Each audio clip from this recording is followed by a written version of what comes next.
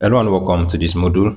In this module, we're going to be looking at how to create a successful motion design project. How to create a successful motion design project. Now, as you know, motion design is not just about opening your application and creating something.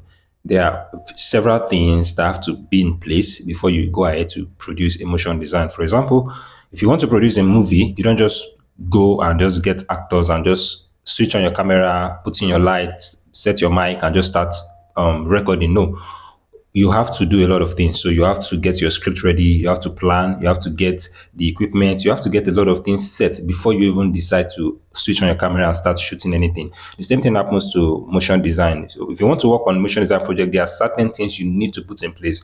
Without these things, it will be impossible for you to create any kind of motion design project. Even if you try, you just keep on struggling and you won't get the best out of it. So let's take them one after the other. The very first thing is you need to understand the project. Now, if you want to create motion design, you need to first of all understand the project you want to work on, the type of the project, the goal of the project, and other things. Let's start it. First, for you to communicate with clients expressly to understand the project, you need to discuss with the client. So let's say you're working with a client, you need to discuss with them extensively to understand why do they want this motion design project? Why do they want it? You also need to know the type of motion design that they want.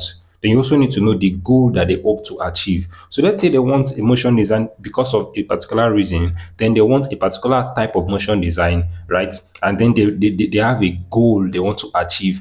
When you understand these things, you know the direction to take. So this particular stage, it sets the parts for the entire production or for the entire motion design project. You get, so it is very important for you to understand the project. And one best way to understand a project is by understanding the brief. So that is you studying the brief, getting the brief from the client and studying it and understanding it. So you see this brief, what we refer to as brief is the information that shows exactly what to create in a motion design project. So a brief is like a guide. It is like that thing that's telling you what to do. So let's say I'm to create a project for Christmas. There's a particular text I would want to use. So those texts I would want to use, they're in the brief. The mood of the project would be in the brief. The phone numbers will be in the brief. The contents, any other things I need to add will be in the brief. So that brief is like the guide. Without the brief, I can't produce anything. So you need to understand that brief very, very well. It's not just about getting the brief. You need to study it and understand the brief so that you can know the best approach to take. You get, so with this one, you can now begin working on your project. And the next thing now is to plan how you want to approach that project. So now you need to start making research, getting inspiration, brainstorming, and planning the direction that the motion design will take. So you've gotten the brief from this client. The next thing now is you want to start making research. So let's say I want to work on a project for Christmas, and let's say I've not done anything like that. What do? I go online and I try to get videos or motion designs around Christmas. So I try to gather as many as possible. What am I doing here? I am trying to make research.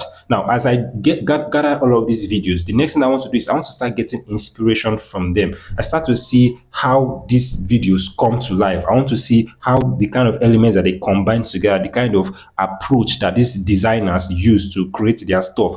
This is going to be improving on how I see the project.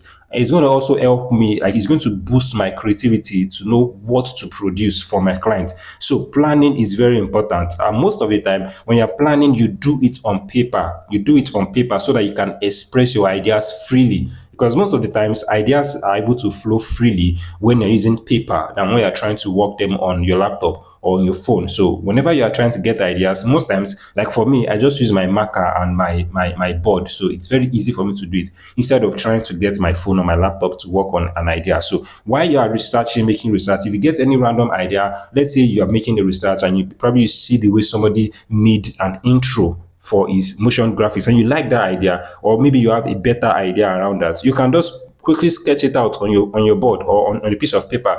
You get, so that you keep that and then you can keep on studying to get more. You get, so this part is what makes the creation, it is what make the creation easier. Then the next one is the right elements. Now you need to source for the right elements that would enable you to produce the best motion design.